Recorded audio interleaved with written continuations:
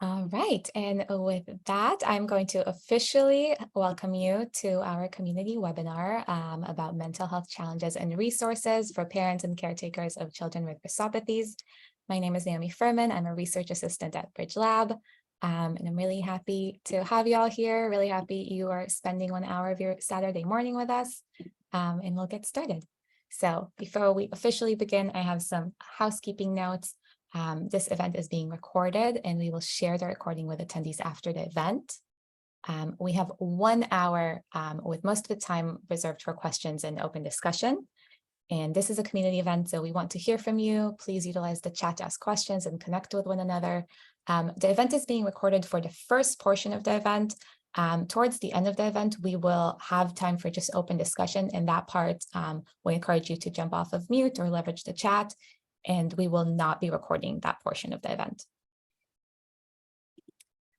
Our agenda, we're going to start with some introductions, and then have our Q&A with a few slides to kind of set the stage, and then Q&A with no slides and open discussion. And now I am excited to introduce our speakers. We have Bridget Salinas joining us today. She's a licensed clinical social worker. She's also an applied clinical psychology doctoral candidate. Hi, Bridget, how are you? Good morning, everyone. Thank you so much for having us here today. Looking forward to sharing lots of information. Thank you, Bridget. And we also have Lisa Schoyer with us. She's the president and founder of RASopathies Network USA. And she also works at the Los Angeles County Department of Mental Health Regional Center. So Lisa, very good to have you here with us. Thank you. And I'm also mom of a child with Costello syndrome. And we have Dr. Tamar Green, who is a psychiatrist at Stanford University, a child psychiatrist, and also the principal investigator of Bridge Lab. And that is a good transition to me to just give a quick introduction of Bridge Lab. Bridge Lab is dedicated to research the effects of altered genes on brain development and neuropsychiatric conditions. And Bridge Lab is at the forefront of RASopathies research. In our work with RASopathies, we focus on brain development and how variations in our DNA can influence conditions like ADHD and like autism. And the overall aim of the lab is to improve children's mental health and development. So we're happy to share more information. I will share this flyer and a link to the lab's website in the thank you email after this webinar. And Bridge Lab is currently recruiting children with NF1 and Noonan syndrome for a brain and behavior study. So if you're interested, I urge you to sign up in the link that we'll share in the chat very shortly. This study includes virtual assessments and travel to meet us at Stanford for an MRI. All travel costs are covered for eligible participants, and you'll also receive a comprehensive neuropsych evaluation. And most of all, you'll help advance RASopathies research. And we really hope that, if it's not relevant to you, maybe you know someone who may be interested and you can spread the word, and we can advance the research and recruit more participants. And I'm just confirming that that is for Americans only, right? That is for Americans and Canadians. Oh, okay. Yes. Thank you for that note. Yes, unfortunately, we are staying in North America for the time being. But I do want to also plug in that we have now an opportunity to participate online on a research without, it's a genetic research, and we're doing the same assessments, but you don't have to travel to us. So this is another option of someone who doesn't want. That is true. And it's the same link to check your eligibility, and we will reach out with more details for whichever study would be more relevant to you. Okay, and with that, I'm going to hand it over to you, Lisa, to introduce RASopathies Network. Okay, so RASopathies Network is run by parents at the urging of the parent leaders of the Costello, CFC, and Noonan family organizations. So our mission is to advance research of the RASopathies by bringing together families, clinicians, and scientists. And we just had our 8th symposium in Denver and over 100 people came. So it's really exciting to bring everybody together after COVID. So this is our chart that shows how we're all related. naming ourselves the RASopathies, we're talking about syndromes that have mutations on this goofy pathway, and we're showing pictures of how they're similar in each of the subgroups, and we're looking for strategies to address the gain of function problem that all of these children have. Too much information is flowing through, so we're looking for something that'll slow down the communication from outside the cell into the nucleus to tell the cell what to do, which is right now to cause one of these syndromes on the pathway. Here's our board of directors. I'm the president. Beth Stronach is our secretary. Bruce Deckman is our treasurer. And at large are Lee Johnson, my husband, and Cara Borian. And so we have Costello.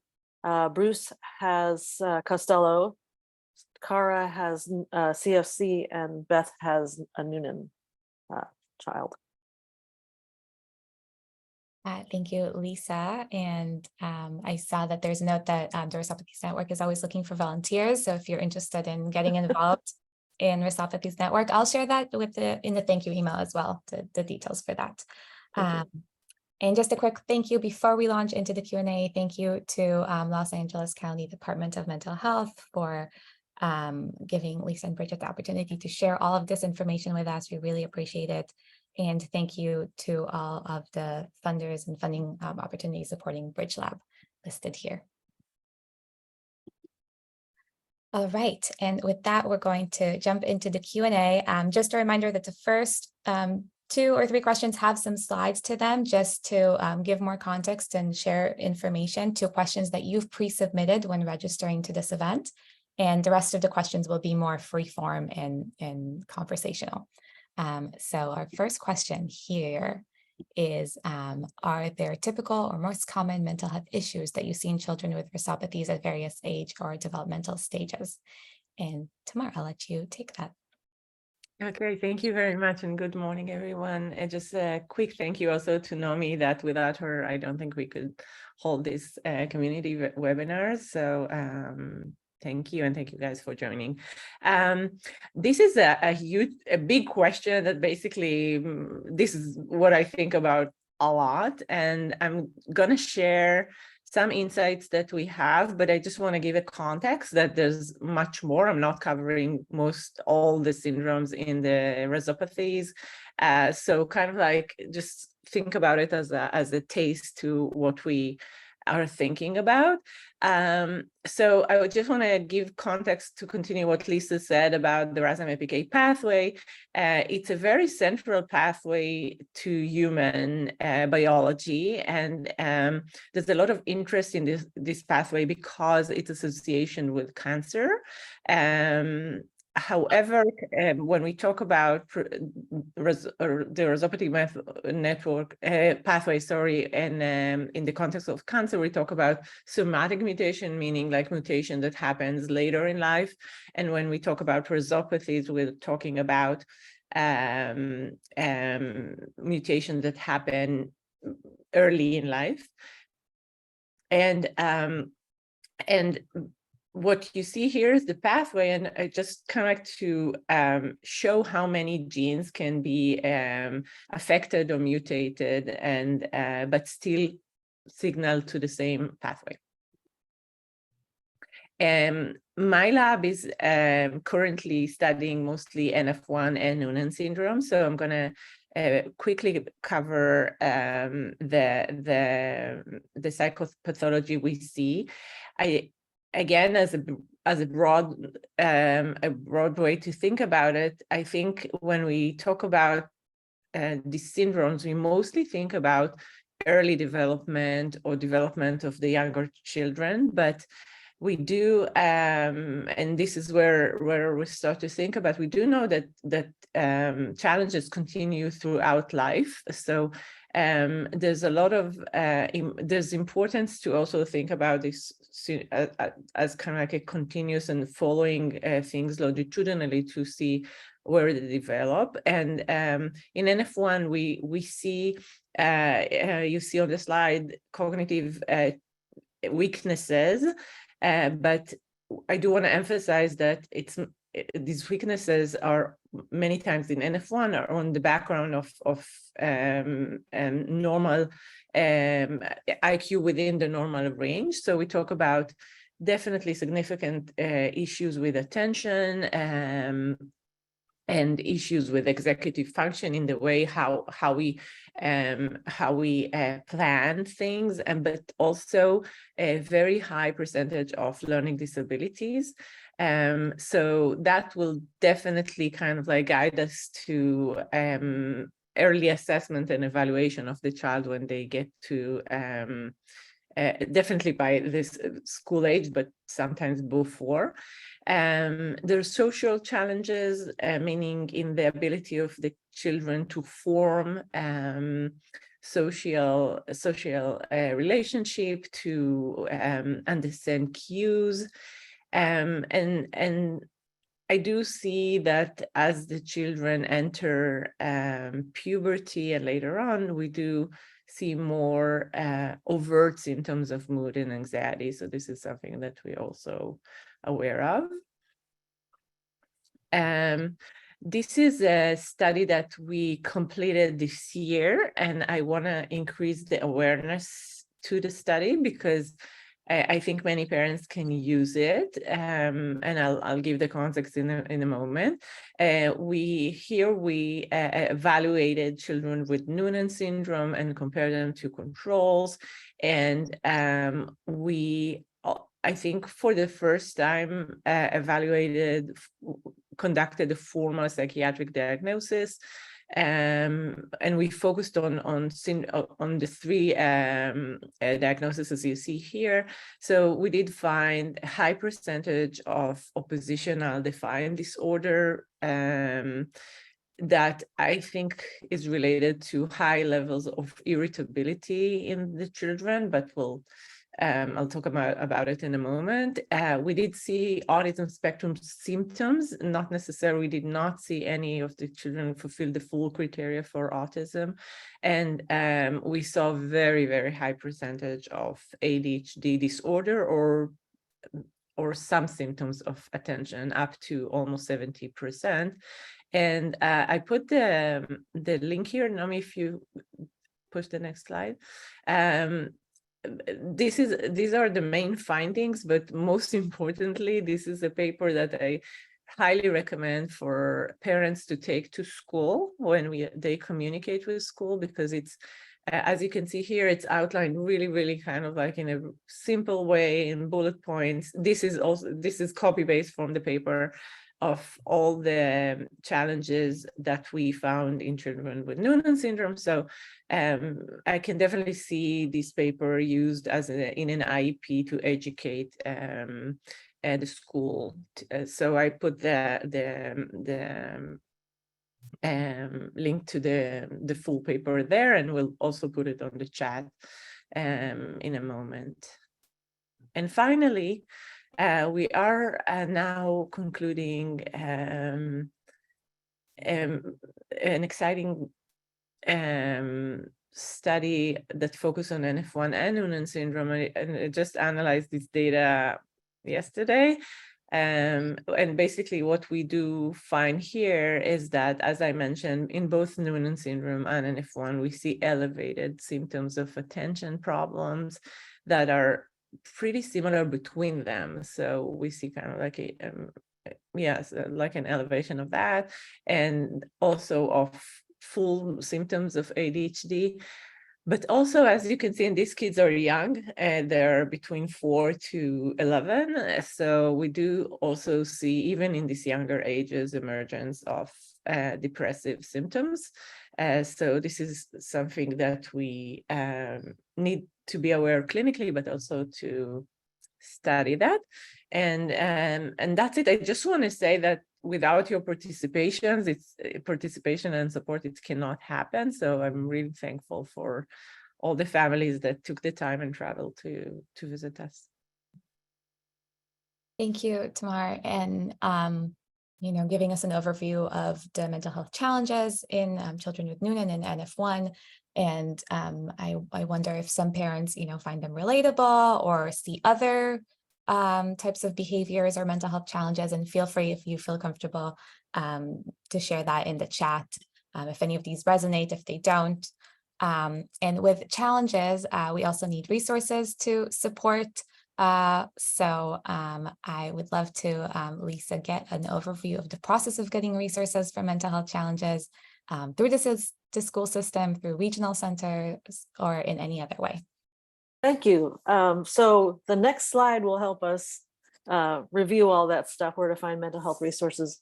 The first thing that we need to think about is the private insurance. In 2008, there was a federal law that said that health insurance plans needed to put in the same amount of money and effort into their mental health services as they did for the health side. It's not very well regulated, but it's there. So it's something that anybody who has the energy can make an appeal for and go through supports that way. In California, there's also Medicaid, which is the federal health plan. In California, we call it Medi-Cal. So that is a health program. And so there is mental health services through the public health, through the health piece. So it's Medicaid health, mental health. Then there's also school mental health, which in some places it's called educationally related mental health services, that's ERMIS, or then they get even further away from mental health and they call it educationally related, what does the I stand for again? So it's other services. Let me see, Eric's. We can come back to it. Let me see, educationally related intensive counseling services, that's what it is. So that the deal with that is that it's going to be school-based to get school services. So it's the trick of designing the goal to meet the school needs, not necessarily duplicative. Nobody likes to do duplicative services of the mental health services. And I can give an example just with occupational therapy with Quinn. He was able to get occupational therapy to help with handwriting with a pencil. And then with the health plan, he was able to learn fine motor skills to hold a spoon. So all of that, even though it's all the fine motor skill, each of those programs was able to provide him support based on writing what the program needed the child to do. Okay, and then there are nonprofit organizations like Easter Seals that might have resources for families to get mental health services. And then there's public mental health, which is where Bridget and I work, and that's generally for severe mental illness. We're in California, we're working to make sure there's no wrong doors so people can come into any of these places, and we will help anybody try to reach those other services if they are not eligible for our services. Okay. So I was talking about federal Medicaid funding. Then there's state funding. In California, we have a millionaire's tax that helps us supplement the federal programs. And then there are also local government funded programs that can help. In Los Angeles, we have a fund for indigent funding, people who don't have any insurance. So, okay. So one of the key things to always ask when, the first place to go is that number on the back of your insurance card, whether it's private or public, and call that behavioral health number and ask, may I have a list of available providers who are open to taking new clients? You get a list of providers when you call that number. You don't immediately get to help. And this is the piece where, planning, preventive thinking and stuff, and preparing, we really need to get familiar with that number. And I was just helping my sister who has mental illness. She's moving to another county and she didn't know how to find providers in the new county.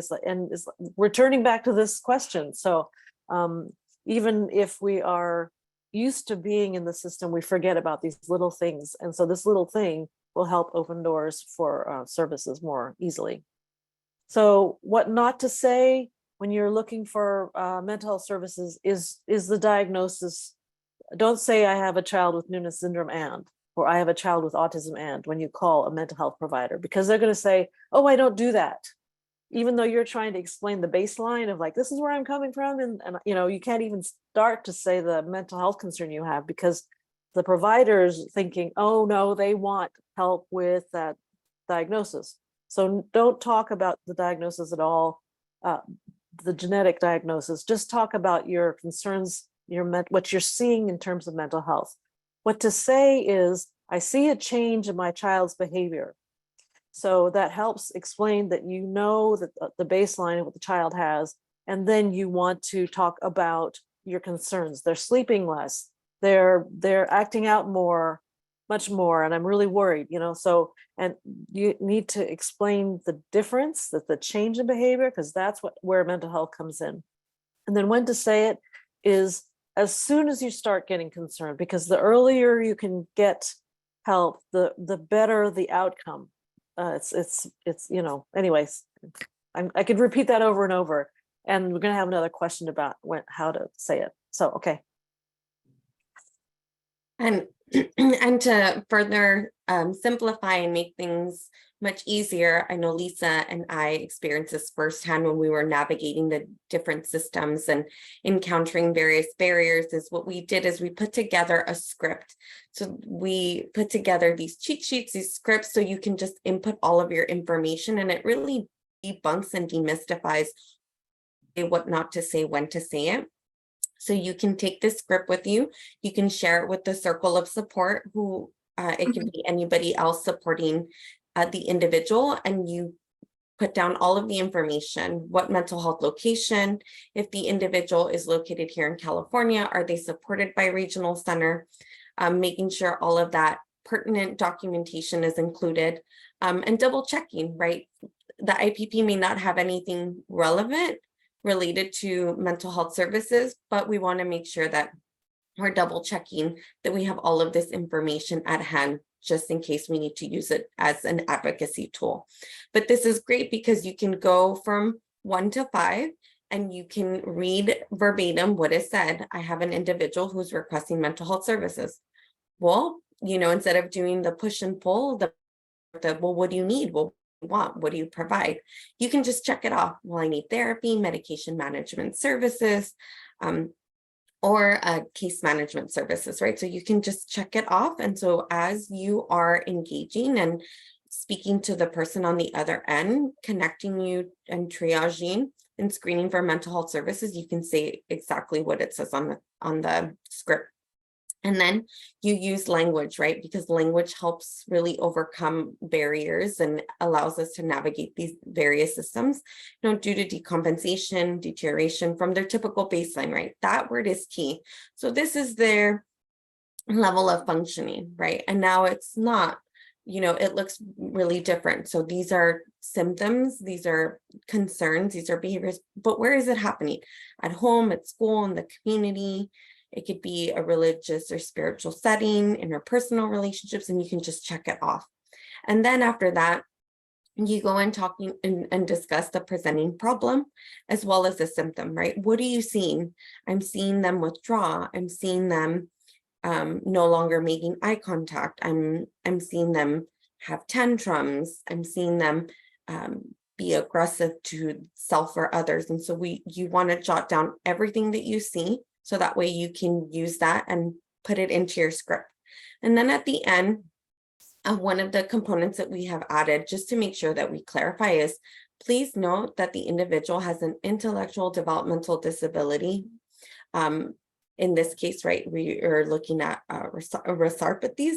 So, you know, which would be a secondary diagnosis. It is not the primary focus of clinical attention. And this is key because that's where the doors are being closed. Oh, we don't do autism. We don't do a specific type of developmental or neurological condition. We don't treat that, right? So we want to make sure that we clarify that. And then, you know, because we recognize that all of this information is coming your way, you can jot down, you know, the appointment information, date and time. And so it's ready and available for you to plug in all of the information that most of the time you have on hand. Why? Because you see it, you read it in a text message or an email, you have this information with you. And so this really helps you demystify, debunk, and really start to input all of that data and that information.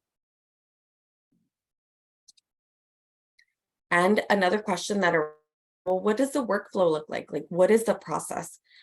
So we broke it down into 3 phases, right? The initial is the triage and the screening. Here in the state of California, where we're located, we look at emergent need, right? But the timeline for that is 10 business days for clinical, and for MD evals, it's 15 business days if appropriate. Right, so initially they're triaging and screening. You know, does this individual, are they presenting with mental health needs? Like, what are their behaviors? What are their symptoms? Right, and then it moves on to assessment. The financial piece is big. This is where Lisa's slide from the slide deck really comes in handy, because that's where they're going to screen them financially. I don't have insurance, so you know, here in Los Angeles County, we have that indigent funding. So are they able to access those funds, those resources, right? Or I have an HMO or PPO, right? That's another type of private insurance. And so they do the financial screening. Then after that is the clinical assessment, right? A clinician like myself will do the clinical assessment, look at the diagnosis, and then really and if appropriate, right, if a person needs medication management services, psychiatrist, nurse practitioner, or other appropriate medical staff will look at that to assess if medication or just even the evaluation process is appropriate. And then that's when treatment begins. So that is the workflow. We simplified it, debunked it, demystified it to see what does it look like, because as much as things are not linear, we wanted to try to provide a roadmap to make it clear. Thank you, Bridget. And before we go into this question, I just want to say that I know some of this information is specifically about California, but so much of it is, you know, translatable into other states. The language that you use in the screening form that you provide, and just thinking about the flow. So we will provide that that script that you shared, so people can leverage that and kind of tweak it as they need for their own states. But yeah, thank you so much for sharing it. It's amazing to have that kind of resource available. And then just to go into some more specifics about resources, and I'll ask you that, Bridget, one more question to you. My child has anxiety and Noonan syndrome. Are there any mental health resources that I can leverage specifically to help with anxiety? Absolutely, and that's where the script will really come in handy. So for mental health, right, and mental health related conditions, anxiety is right there. So when you're accessing mental health services, we have some resources towards the tail end, but you know, really looking at that anxiety piece, whether it's generalized anxiety or separation anxiety, any of the anxiety disorders, really looking at targeting some of those symptoms, right? Whether it's, you know, anxiety, looking at that social isolation, unrealistic fears and worries, right? So the resources first, again, we go back to Lisa's initial email where she was looking at the insurance path, right? Where do you access your mental health resources? So the best place to start is definitely at Lisa's slide, where you look at, okay, what options are available to me based on my insurance, based on my community that I reside in, and that's how I'm able to start, right, the roadmap, start the process of, you know, where can I locate the most appropriate mental health resources, right? And then after that, after you've located which most appropriate for this child, that's where you start to really utilize the script, right, where you can start to input what you see. You know, I see social isolation, unrealistic fears and worries, right? And you put all of that information. So as you're accessing the resources, you can leverage all of the scripts and all of the tools that you have at hand to be able to navigate it better. So definitely for mental health resources, using Lisa's slide as well as the script, and then towards the tail end, there'll be more specific ones. Thank you, Bridget. And Tamar, just is there any perspective you can give about anxiety and Noonan syndrome as a psychiatrist? Yes, and I also want to kind of like Bridget ask you, a question I think that is maybe confusing to many parents is that you both say that sharing the genetic condition or can sometimes throw providers off and get them in a situation that they don't really know Noonan or NF1 or Costello and feel that they're not. So I really like this kind of understanding of talking about anxiety, if you have that. So with that being said, I do think that as far as we know now, anxiety in a child with Noonan syndrome is anxiety. It has maybe different roots, but the symptoms are similar, and the interventions eventually going to be similar until we understand more. I do think that clinically we need to think about two things.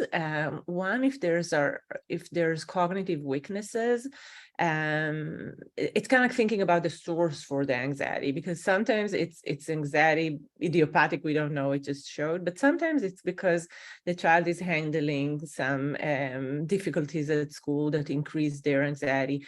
We sometimes see in kids that are not attentive, once you treat the attention, the anxiety comes down. So really thinking where this anxiety is coming from, and in a context of a child with genetic syndromes, they just have more, can have more. It's more complicated to locate that, but at the same time, they can just have anxiety like any other child.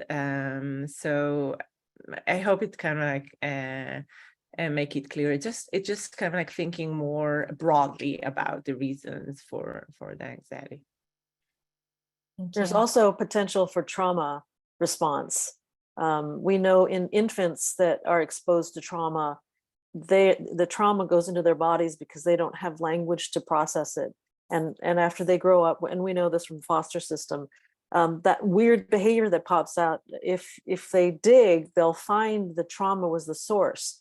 And if you treat the trauma, the traumatic event, then the behaviors are also addressed as well. Just so same thing. Thanks. Yeah, one more thing to note. Thank you.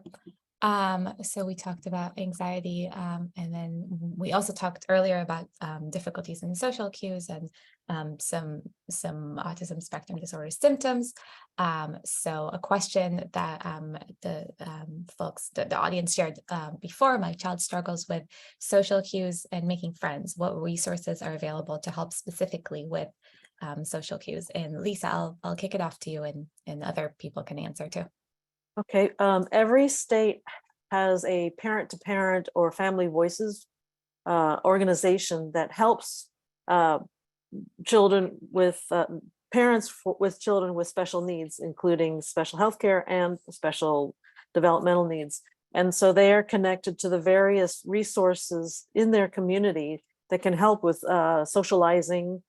In California, if you're eligible for the Regional Center Services, Regional Center for Developmental Disability Services, socialization, that phrase, is a category of service that they help families find as well. So it's a real thing, and there are actually services out there that can help, and it can actually be in the IEP.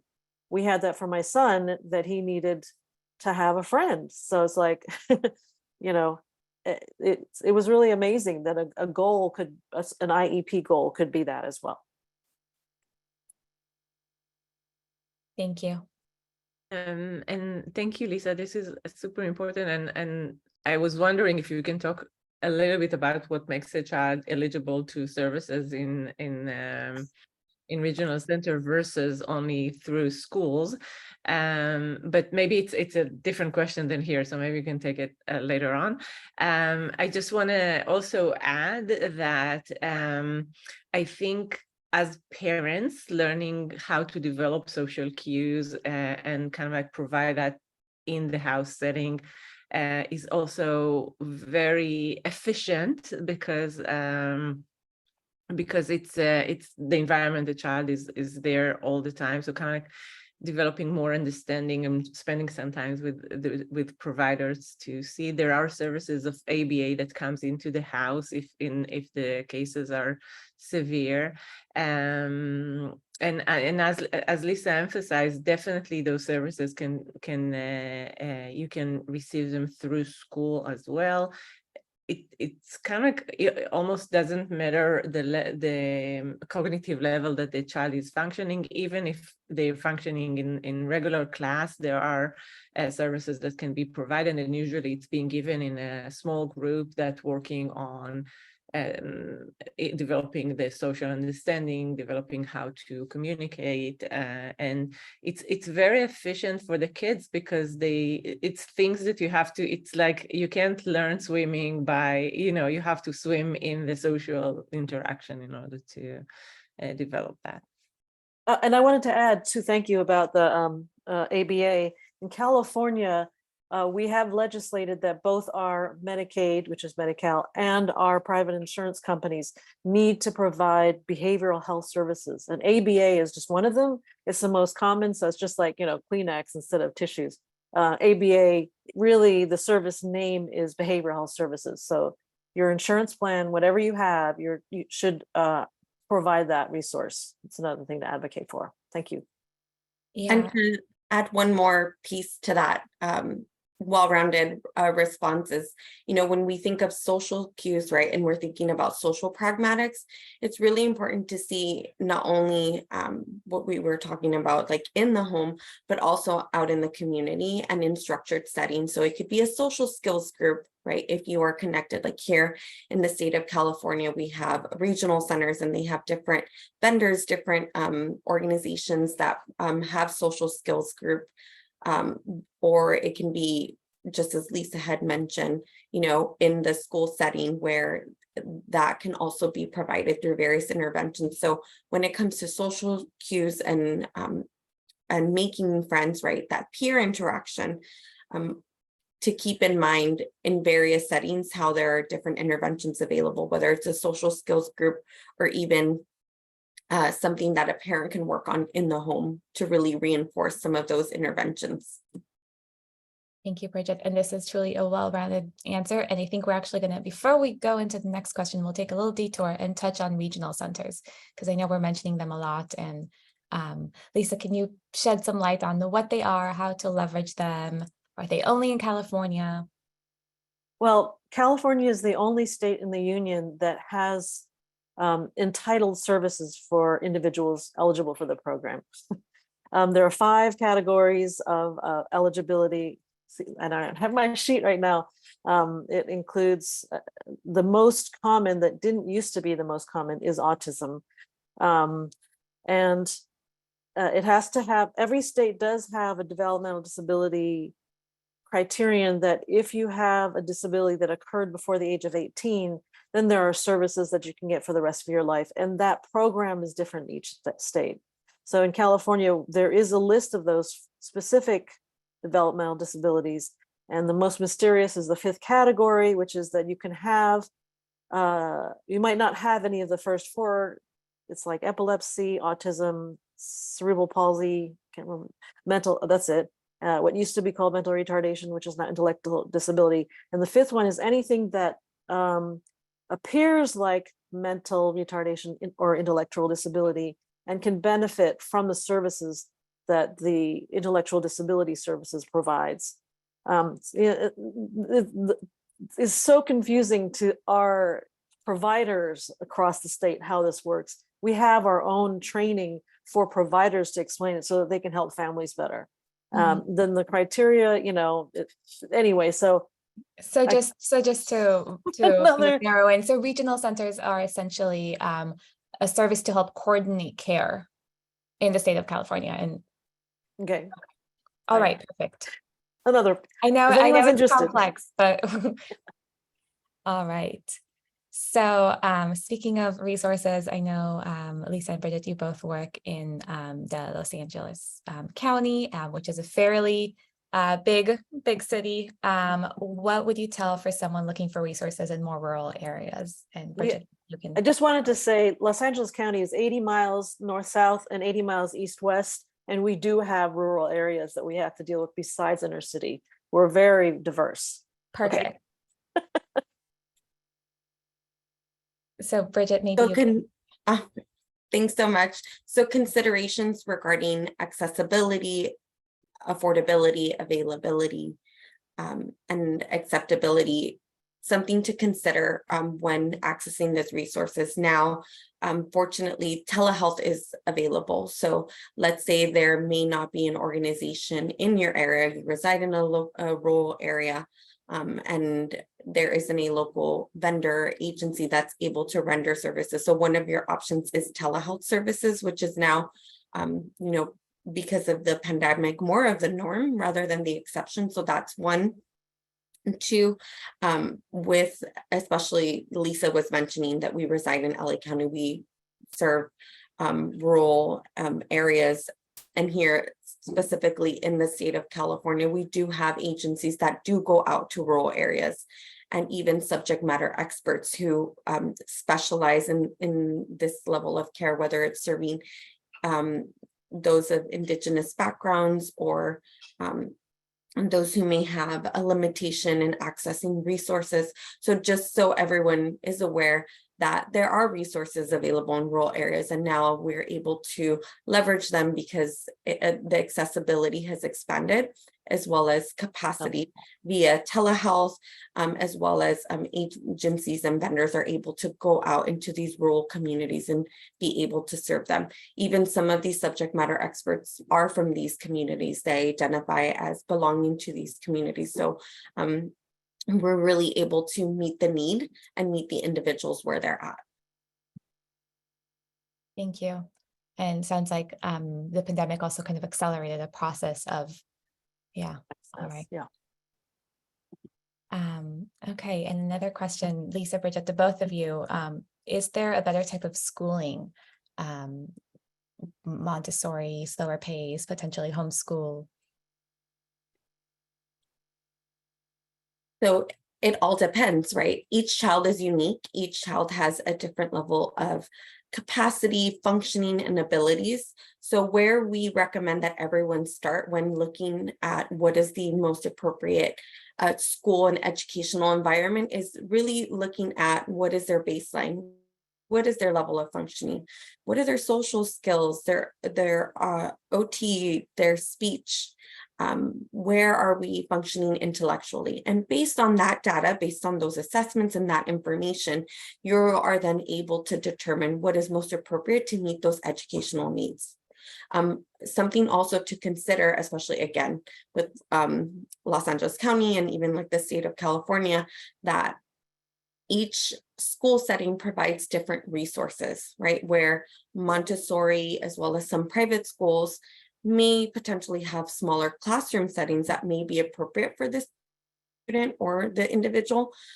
Something to consider is they may not have those pull in, pull out systems where they're able to bring in, the OT, the speech therapist, and they may not have them on site. So that's one is something to consider, right? Whereas public schools, they do have that. They do have that available for them.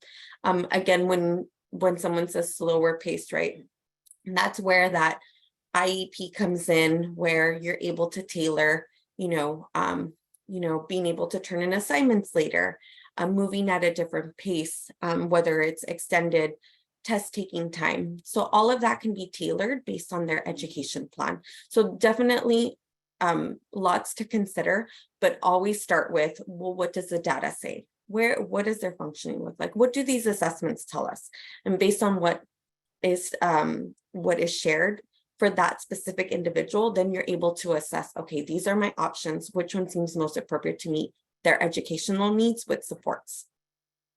I wanted to add too, that private schools, I definitely went through all this. Is like, wait, we have the resources. We could take our kid anywhere. And I have friends who did the same thing. Quinn was more involved, so it was easier for me to reach the conclusion that my friends, in a way, they lost the opportunity because they waited so long. Public schools for special ed they provide that slower pace if needed. And the IEPs, I mean, everyone's supposed to provide an IEP, but private schools are not required. They're not enforced. So the service, whereas in public schools, not only are they enforced, but you can sue the federal director of education if the school does not follow your child's IEP. I mean, that IEP is ironclad, which is why there are so many trainings to help you understand the power of the IEP is fire. So you can't get that really in a private school, Montessori or homeschool. Yeah, it's going to be hard, really hard, because you have to do it yourself. So I can't tell you how valuable it's work. It's definitely work. Special ed is in public schools. I was kind of surprised, and having friends who regret it after their children with autism went through the school system struggling private school and not getting the support, and it was really hard because they had that stigma against public schools. Yeah. I just can second that, Lisa. And I know that the level of private school changes from county to county, from state to state, but the fact that you have the IEP is really, really substantial, especially when I contrast that with homeschooling that can be fabulous, but also can be really challenging for a child with significant developmental needs, because it's just not possible that one person can provide those. So you have to build a system, and it's really hard as an individual. Mm-hmm. Thank you all. I think there's a big speaking for public schools and the services they provide, and taking advantage of those. And speaking of that, let's say that your child is in public or private school and is able to get services, mental health services through the education system or others, but is convinced that if they need help, it means that they're bad. Doesn't matter how much the parents or caretakers explain that this isn't the case at all. And Tamar, I'll let you answer this one. Okay, I will just start by saying that it's a very common issue with children, and more so with teens. It's usually the kids that are functioning within the normal range of cognitive functioning, that understand and look around and can develop those resistance. Very generally, I would say that one solution is to go as parents to counseling, and through you to make the changes that the child needs. I know it's not like a perfect solution, but it's one of the things that might help a lot. And the second thing I would say is to keep offering in different ways, listening to what the child says. Sometimes it's the specific person that they're not connect with. Sometimes it's the fact that they're being pulled out of school or a specific class. Sometimes it's because the other kids might see. So it kind of like take a deep breath, keeps offering and suggesting, and have an ongoing conversation with the child, trying not to get upset, because usually we know how much they need that, but on the other hand, they're really resistant. So kind of like, no, it's something very common that many people feel. None of us like to feel that they're, need help and are forced to receive it. Right. I wanted, is it okay? Yeah, Lisa and Bridget, anything to add? Okay. I wanted to add that we do have this pervasive sense of stigma, and we don't want to be seen as needing mental health, even among us, right? It's like that, just even to telling one, on Wednesdays at 6:30, I have my appointments for mental health. We don't like to talk about that, right? And as I really love my friend last night, just saying it on, just coming out. It's like, oh yeah, I was talking to my therapist about, just to normalize it. If we experience it ourselves. And so one resource is the Child Mind Institute. We'll share that link. I think it's at the end, where they have a page of very short videos of celebrities sharing their mental health stories, just to show that, you know, it's common, and it doesn't mean they're bad. It means that's, you know, the percentage of people who have mental health problems is huge across the world. We know this. So it's really sad that people who have it feel that they should isolate themselves, when the best thing we can do is to help break down that first barrier to get services, because it is more effectively treatable than cancer. That's the thing, right? You know, why would you not get cancer treatment if you have a cancer? The same thing with mental health. An important perspective. And also something to consider is sometimes we think counseling, it's a very narrow approach of thinking how to access mental health resources. When we look at the continuum of care, there are lower levels of care and higher levels of care that are more restrictive, right? When we think of more restrictive, right, we start to think of like conservatorships or individuals who are in inpatient type of settings, right? More acute type of needs.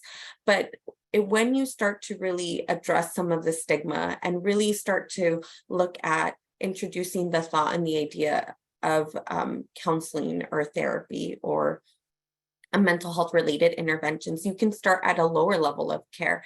I know in Los Angeles County, we have peer run centers, we have wellness centers, we also have support groups where some of these groups are very informal. They're open, people may come and go, and they learn basics like psychoeducation, and it really debunks and demystifies a lot of these fears and worries related to counseling.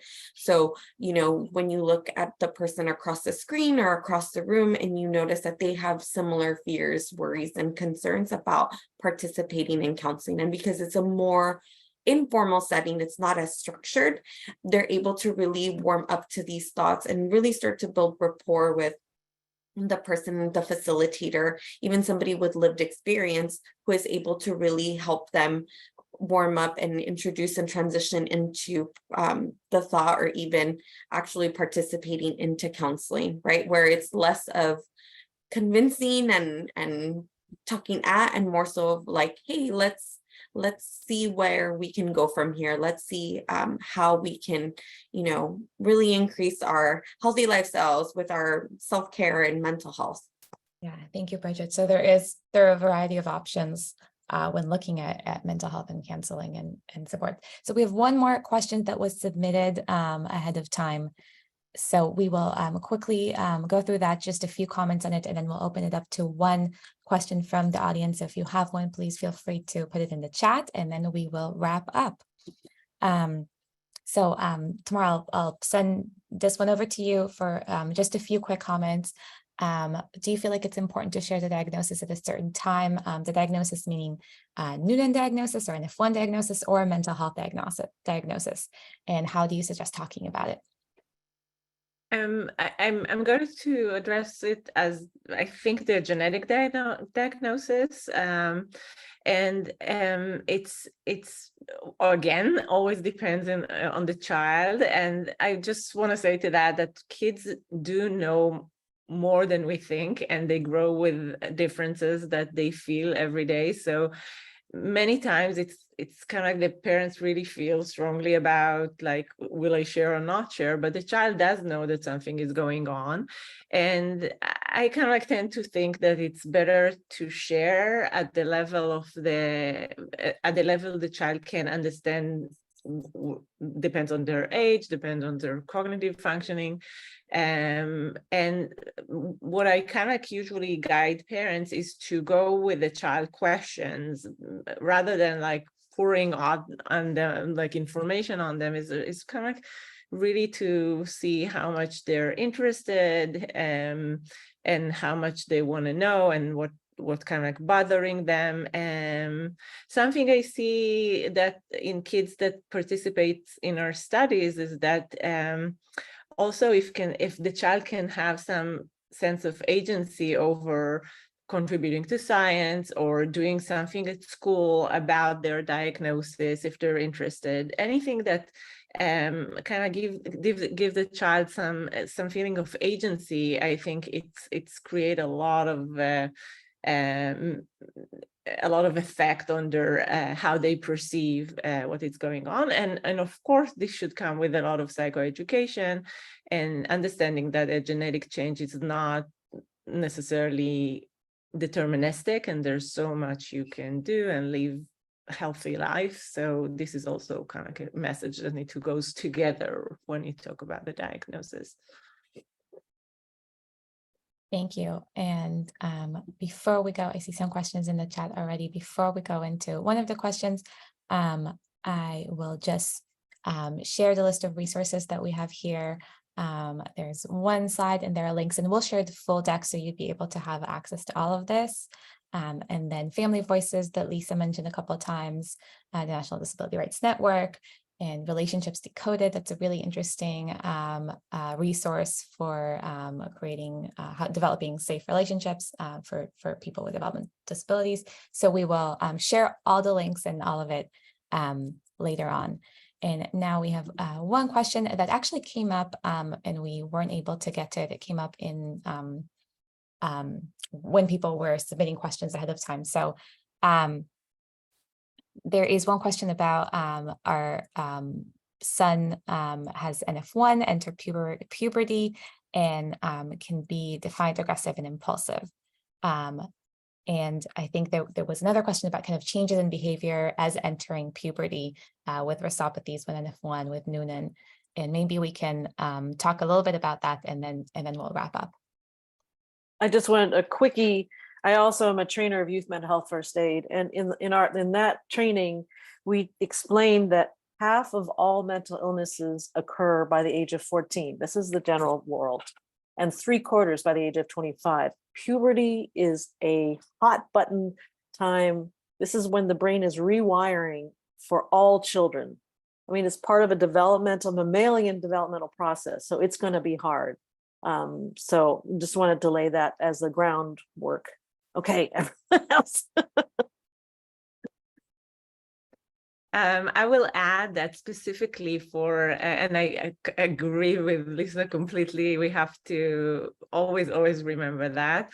I would just bring the angle of there's a lot to do with oppositional and defined in terms of intervention, and they're evidence-based. A few that I can mention, and I will send Naomi some link to more resources, is Kasdan method, or it's called in younger ages is with parent and child, and the therapist is observing and guiding some intervention, and in I think elementary school, it's with the parents and a little bit with the child, and later on with the child themselves. But it's not very long intervention. They're very structured, and they can be very, very beneficial. One thing I will say, it's not about the child doing anything wrong or you guys as parents are doing anything wrong. It's just about learning how to, it's a different parenting for a child who's more oppositional and defiant. And usually there's, especially in RASopathy, we do see a level of irritability that make it much harder to the child to regulate themselves. So it's a way to help them to learn and do that. So there's definitely a lot to do. In puberty, in the storm of puberty, I just circle back to Lisa. It's very challenging. Yeah, thank you. But it sounds like challenging. Take a deep breath, but there are some interventions. There are some things that you can do to pass through the storm. And with that, we are at time. I know we have a few more questions that I wish we could get to. I think we may need to have another one of these sessions. I'd like to thank Lisa, Bridget, Tamar. Thank you so much for this session. And we want to thank our partners that have partnered with us with Bridge Lab. the NF1 Foundation, RASopathies Network, Children's Tumor Foundation, the Noonan Syndrome Foundation, and most of all, the participating children and families in our studies that are able, because of them, we're able to share the data here with you today and information here with you today. Thank you all for joining us. If anyone of the panelists has any last words, now is a good time. And if not, we hope to see you again in one more of these sessions.